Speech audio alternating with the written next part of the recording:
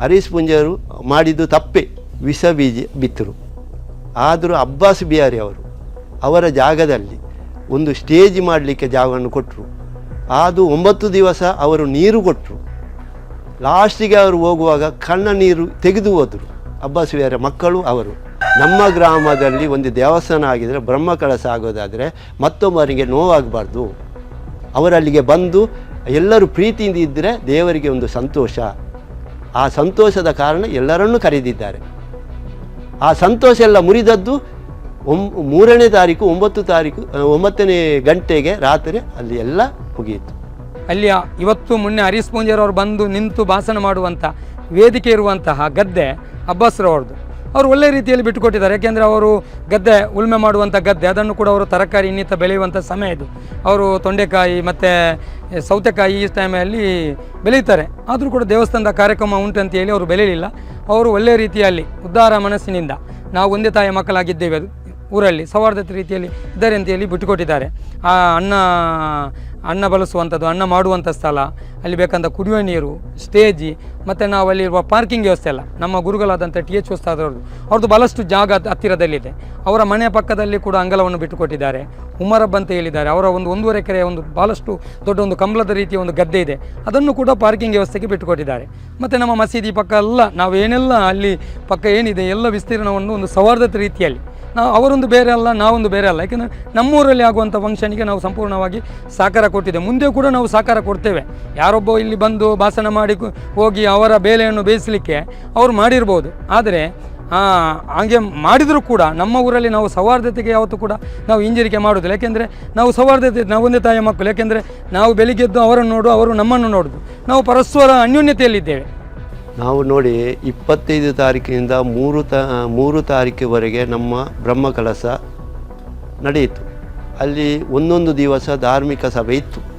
ಆ ಧಾರ್ಮಿಕ ಸಭೆಯಲ್ಲಿ ಎಲ್ಲರೂ ಬಂದು ಸೌಹಾರ್ದ ರೀತಿಯಲ್ಲಿ ನಮ್ಮ ಹಿಂದೂ ಧರ್ಮದ ದೇವಸ್ಥಾನದ ಬಗ್ಗೆ ಎಲ್ಲರೂ ಮಾತಾಡಿದರು. ಆದರೂ ಒಂದು ವಿಷಯ ಏನೆಂದರೆ 3ನೇ ತಾರೀಕು ರಾತ್ರಿ 9 ಗಂಟೆಯಿಂದ ಹರೀಶ್ ಪೂಂಜಾರಿ ಅವರು ಬಂದು ಅಲ್ಲಿ ಒಂದು ಬೇರೆ ಜಾತಿಯ ಮುಸ್ಲಿಂ ಧರ್ಮದ ವಿಷಯ ಮಾತಾಡಿದರು. ಅಲ್ಲಿ ನಾವು ಎಲ್ಲರೂ ಸೌಹಾರ್ದದಲ್ಲಿದ್ದೇವೆ. ಇಡೀ ತೆಕ್ಕಾರು ಗ್ರಾಮದಲ್ಲಿ ಎಲ್ಲರೂ ಇದ್ದೇವೆ. ಆದರೂ ಅಲ್ಲಿ ಒಂದು ನಮಗೆ ವಿಷ ಬೀಜ ಬಿತ್ತರು. ಆದರೂ ಅಬ್ಬಾಸ್ ಬಿಹಾರಿ ಅವರ ಜಾಗದಲ್ಲಿ ಒಂದು ಸ್ಟೇಜ್ ಮಾಡಲಿಕ್ಕೆ ಜಾಗವನ್ನು ಕೊಟ್ಟರು. ಅದು 9 ದಿವಸ ಅವರು ನೀರು ಕೊಟ್ಟರು. ಲಾಸ್ಟಿಗೆ ಅವರು ಹೋಗುವಾಗ ಕಣ್ಣ ನೀರು ತೆಗೆದು ಹೋದರು. ಅಬ್ಬಾಸ್ ಬಿಹಾರಿ ಮಕ್ಕಳು ಅವರು. ಇಷ್ಟೆಲ್ಲ ಮಾಡಿದ್ದು ಅದೊಂದು ತಪ್ಪು ಅವರದು. ಹರೀಶ್ ಪೂಂಜಾರು ಮಾಡಿದ್ದು ತಪ್ಪೆ. ಎಂತ ಹೇಳಿದರೆ ಜಾತಿಯನ್ನು ನಿಂದಿಸಬಾರದು. ಯಾರದು ಅದು ಜಾತಿ? ನಾವು ಸೌಹಾರ್ದದಲ್ಲಿ ನಾವು ತೆಕ್ಕಾರು ಗ್ರಾಮದಲ್ಲಿ ಬದುಕುತ್ತಿದ್ದೇವೆ. ಇವತ್ತು ಸಹ ನಮ್ಮ ಅಬ್ದುಲ್ ರಜಾಕ್ ಅವರು ಈ ತೆಕ್ಕಾರು ಗ್ರಾಮದಲ್ಲಿ ಎಲ್ಲರನ್ನೂ ಪ್ರೀತಿಯಿಂದ ನೋಡ್ತಾ ಇದ್ದಾರೆ. ಅದೇ ರೀತಿ ಎಲ್ಲರೂ ನೋಡಿದರೆ ನಮ್ಮ ಗ್ರಾಮ ಒಳ್ಳೆಯದಾಗ್ತದೆ.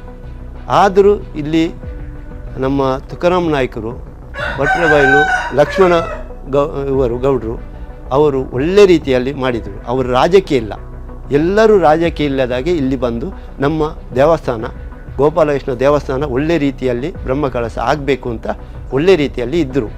ಆದರೂ ಒಂದು ಕೆಟ್ಟದನ ರಾತ್ರಿ 9 ಗಂಟೆಗೆ ಆಗಿ ಹೋಗಿದೆ. ಎಲ್ಲರಿಗೆ ಬೇಸರ ಇದರಲ್ಲಿ.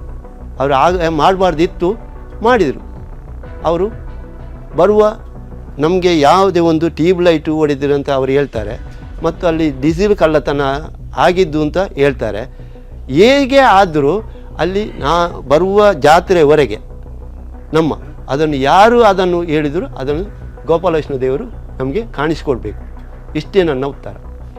ಕೆಲವರು ಹೋಗಿದ್ದಾರೆ, ಅಲ್ಲಿಂದ ಎದ್ದು ಹೋಗಿದ್ದಾರೆ, ಕಣ್ಣ ನೀರು ತೆಗೆದು ಹೋಗಿದ್ದಾರೆ. ಆದರೂ ನಮ್ಮ ಇಲ್ಲಿ ಎಲ್ಲ ಮಸೀದಿ ಇದೆ. 5 ಮಸೀದಿಯವರಿಗೆ ಪತ್ರವನ್ನು ಕೊಟ್ಟು ಅವರು ಲಕ್ಷ್ಮಣರು ಮತ್ತು ತುಕಾರಾಮ ನಾಯ್ಕರು, ತಿಮ್ಮಪ್ಪ ಮರಮ್ಮ ಮತ್ತು ಇವರು ಅಣ್ಣು ಪೂಜಾರಿ ಇವರೆಲ್ಲ ಹೋಗಿ ಆಹ್ವಾನ ಕೊಟ್ಟು ನೀವು ಬರಬೇಕು. ಅದೊಂದು ಕಾರಣ ಉಂಟು. ಹೇಗಿದೆ, ನಮ್ಮ ಗ್ರಾಮದಲ್ಲಿ ಒಂದು ದೇವಸ್ಥಾನ ಆಗಿದರೆ ಬ್ರಹ್ಮ ಕಳಸ ಆಗೋದಾದರೆ ಮತ್ತೊಬ್ಬರಿಗೆ ನೋವಾಗಬಾರ್ದು. ಅವರಲ್ಲಿಗೆ ಬಂದು ಎಲ್ಲರೂ ಪ್ರೀತಿಯಿಂದ ಇದ್ದರೆ ದೇವರಿಗೆ ಒಂದು ಸಂತೋಷ. ಆ ಸಂತೋಷದ ಕಾರಣ ಎಲ್ಲರನ್ನೂ ಕರೆದಿದ್ದಾರೆ. ಆ ಸಂತೋಷ ಎಲ್ಲ ಮುರಿದದ್ದು 3ನೇ ತಾರೀಕು 9ನೇ ಗಂಟೆಗೆ ರಾತ್ರಿ ಅಲ್ಲಿ ಎಲ್ಲ ಮುಗಿಯಿತು. ಅದು ಬೇಜಾರು ಎಲ್ಲರಿಗೆ ಉಂಟು. ಗೋಪಾಲಕೃಷ್ಣ ದೇವರು ನೋಡ್ತಾರೆ, ಅಷ್ಟೇ ನಾವು ಹೇಳೋದು. ನಮ್ಮೂರಲ್ಲಿ ಕಳೆದ 25 ತಾರೀಕಿನಿಂದ ಏಪ್ರಿಲ್ ಮೇ 3ರವರೆಗೆ ಬ್ರಹ್ಮಕಲಶೋತ್ಸವ ತೆಕ್ಕೂರು ಗೋಪಾಲಕೃಷ್ಣ ದೇವಸ್ಥಾನದಲ್ಲಿ ಕಾರ್ಯಕ್ರಮ ಇತ್ತು. ನಮ್ಮನ್ನು ಅಲ್ಲಿಯ ಗೋಪಾಲಕೃಷ್ಣ ಸೇವಾ ಸಮಿತಿಯ ಅಧ್ಯಕ್ಷರಾದಂಥ ತುಕಾರಾಮ್ ನಾಯ್ಕರು, ಅಲ್ಲಿಯ ಕಾರ್ಯಾಧ್ಯಕ್ಷರಾದಂಥ ಲಕ್ಷ್ಮಣರವರು, ಅದೇ ರೀತಿ ಅಲ್ಲಿಯ ಪ್ರಧಾನ ಕಾರ್ಯದರ್ಶಿ ತಿಮ್ಮ ಪೂಜಾರಿಯವರು, ಕೋಶಾಧಿಕಾರಿಯಾದಂಥ ಅಣ್ಣು ಪೂಜಾರಿಯವರು, ನಮ್ಮೆಲ್ಲ ಪಕ್ಕದ ನಮ್ಮ ಊರಿನ 5-6 ಮಸೀದಿಗಳಿಗೆ ಬಂದು ಆಮಂತ್ರಣ ಪತ್ರ ಕೊಟ್ಟ ಇದರಿಂದಾಗಿ ನಾವು ಆ ಕಾರ್ಯಕ್ರಮದಲ್ಲಿ ಭಾಗವಹಿಸ್ತೇವೆ. ಎಲ್ಲರೂ ಕೂಡ ಅವರ ಆಮಂತ್ರಣ ಪತ್ರ ಕೊಟ್ಟ ಕಾರಣದಿಂದಾಗಿ ನಮ್ಮ ಊರಿನ ಎಲ್ಲ ಮುಸಲ್ಮಾನ ಬಾಂಧವರು ಅಲ್ಲಿ ಹೋಗಿ ಆ ಕಾರ್ಯಕ್ರಮದಲ್ಲಿ ಭಾಗವಹಿಸಿದ್ದೆವು. ಅಂದರೆ 25 ತಾರೀಕಿಗೆ ಅಲ್ಲಿ ಕಾರ್ಯಕ್ರಮ ಪ್ರಾರಂಭವಾಗಿದೆ. 3 ತಾರೀಕಿವರೆಗೆ ಭಾಳಷ್ಟು ಒಳ್ಳೆಯ ರೀತಿಯಲ್ಲಿ ಊರ ಪರವೂರ ಭಕ್ತಾದಿಗಳು, ಅಲ್ಲಿಯ ಬಂದಂಥ ಮಹನೀಯರು, ರಾಜಕಾರಣಿಗಳು, ಸ್ವಾಮೀಜಿಗಳು ಒಳ್ಳೆಯ ರೀತಿಯಲ್ಲಿ ಅಲ್ಲಿ ಕಾರ್ಯಕ್ರಮವನ್ನು ನಡೆಸ್ತಾಯಿದ್ರು. ನಾವು ಕೂಡ ಒಂದು ದಿವಸ ಅಲ್ಲಿ ಕಾರ್ಯಕ್ರಮಕ್ಕೆ ಭಾಗವಹಿಸಿದೆವು. ಒಳ್ಳೆಯ ರೀತಿಯಲ್ಲಿ ಆಗ್ತಾಯಿತ್ತು. ತದನಂತರದಲ್ಲಿ 3ನೇ ತಾರೀಕು ನಮ್ಮ ಕ್ಷೇತ್ರದ ಶಾಸಕರು ಅಲ್ಲಿ ಬಂದು ಭಾಳಷ್ಟು ತುಚ್ಛ ರೀತಿಯಲ್ಲಿ ಅಲ್ಪಸಂಖ್ಯಾತರನ್ನು ನಿಂದಿಸಿ ಮಾತನಾಡಿದ್ರು. ನಮ್ಗೆ ಭಾಳಷ್ಟು ಬೇಸರ ಉಂಟಾಗಿದೆ. ಅಂದರೆ ಅಲ್ಲಿ ನಾವು ಹೋಗಲಿಕ್ಕೆ ಕಾರಣ ಅಲ್ಲಿಯ ಮ್ಯಾನೇಜ್ಮೆಂಟ್ ಸಮಿತಿ ಕರೆದರಿಂದಾಗಿ ನಾವು ಅಲ್ಲಿ ಹೋಗಿದ್ದೇವೆ. ಮತ್ತು ನಾವು ಭಾಳಷ್ಟು ಒಳ್ಳೆಯ ರೀತಿಯಲ್ಲಿದ್ದೇವೆ. ತೆಕ್ಕಾರು ಅಂತ ಹೇಳಿದರೆ ತಾಲೂಕಿನ 81 ಗ್ರಾಮದಲ್ಲಿ ಭಾಳಷ್ಟು ಸೌಹಾರ್ದತೆಯಿಂದ ಸಾಮರಸ್ಯದಿಂದ ಬರುವಂಥ ಒಂದು ಊರು ತೆಕ್ಕಾರು. ತೆಕ್ಕಾರು ಅಂದರೆ ಎಲ್ಲ ಜನಾಂಗದವರು, ಎಲ್ಲ ಕೃಷಿ ಜೀವನವನ್ನು ಕೂಲಿ ಕಾರ್ಮಿಕರು ವಾಸಿಸುವಂಥ ಒಂದು ಗ್ರಾಮ. ಭಾಳಷ್ಟು ಅನ್ಯೋನ್ಯತೆಯಲ್ಲಿ ನಾವು ಒಂದೇ ತಾಯಿಯ ಮಕ್ಕಳಾಗಿ ವಾಸಿಸುವಂಥ ಒಂದು ಗ್ರಾಮ. ನಮ್ಮಲ್ಲಿ ಅವತ್ತೂ ಕೂಡ ಭೇದ ಭಾವ ಇಲ್ಲ, ಇವತ್ತು ಕೂಡ ಇಲ್ಲ. ನಾವು ಅನ್ಯೋನ್ಯತೆಯಲ್ಲಿ ಇಲ್ಲಿ ಬದುಕ್ತಾ ಇದ್ದೇವೆ. ನಮ್ಮಲ್ಲಿ ಪರಸ್ಪರ ಯಾರಲ್ಲಿ ಕೂಡ ಇಲ್ಲಿ ಎಂಥ ಕಚ್ಚಾಟ ಬರಬಾರ್ದು.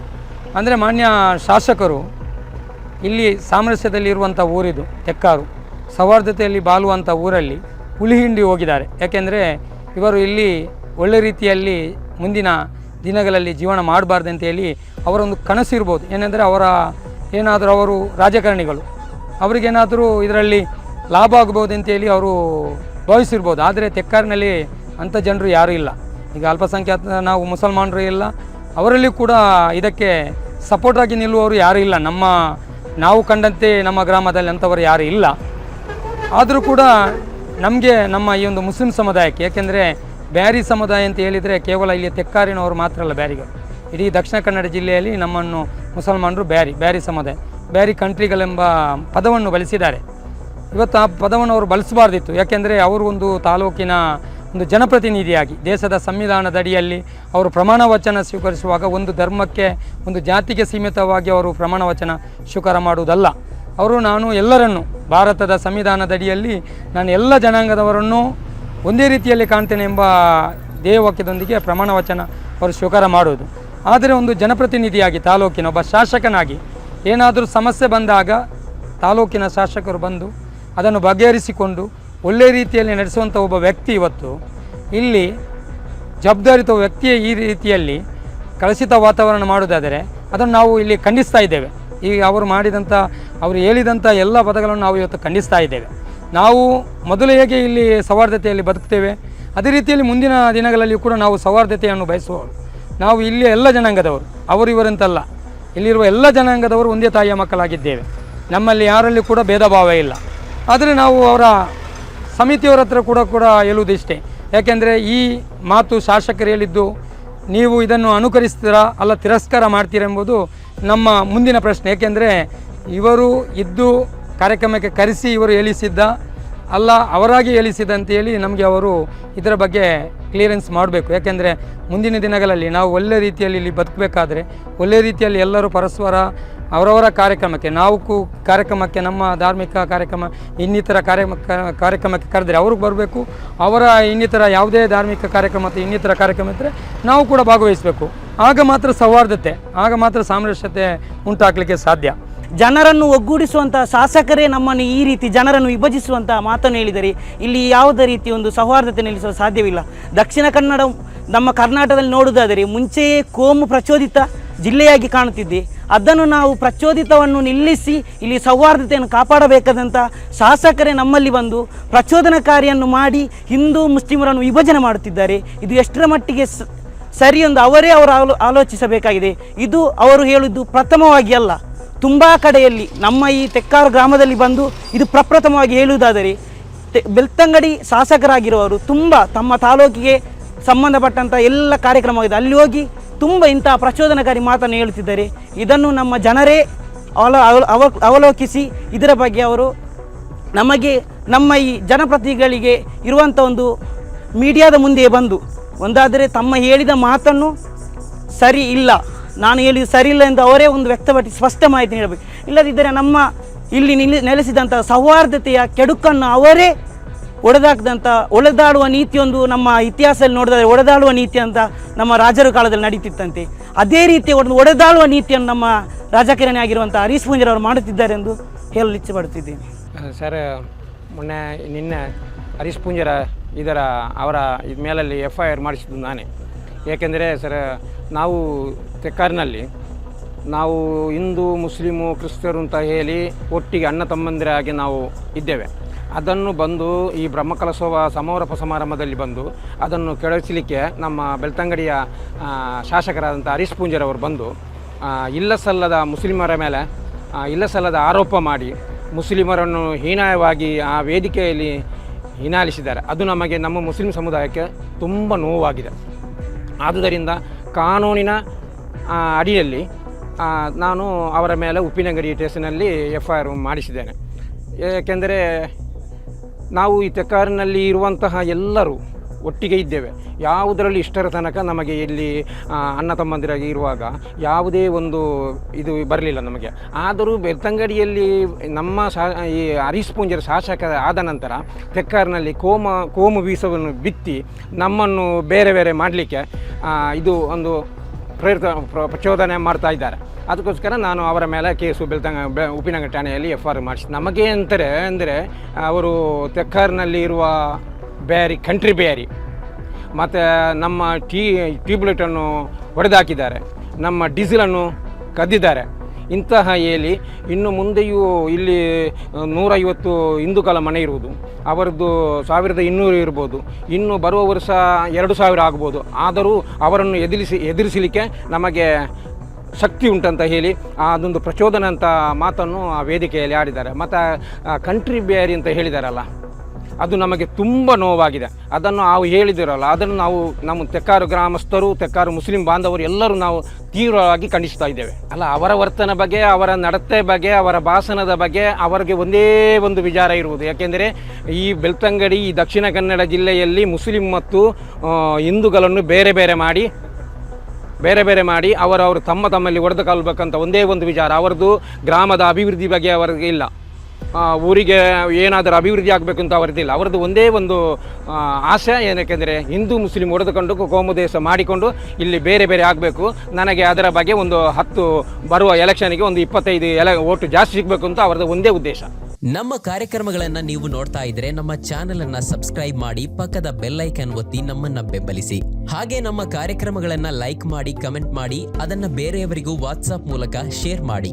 ನೀವು ಹೀಗೆ ಮಾಡಿದಾಗ ನಮ್ಮ ಚಾನೆಲ್ ಇನ್ನಷ್ಟು ಮತ್ತಷ್ಟು ಜನರಿಗೆ ತಲುಪಲು ನೀವು ನಮ್ಮೊಂದಿಗೆ ಸಹಕರಿಸಿದ ಹಾಗಾಗುತ್ತೆ. ಇದು ನೀವು ಯಾವುದೇ ಖರ್ಚಿಲ್ಲದೆ ಕೆಲವೇ ಸೆಕೆಂಡುಗಳಲ್ಲಿ ನೀಡಬಹುದಾದ ಸಹಕಾರ. ಧನ್ಯವಾದಗಳು.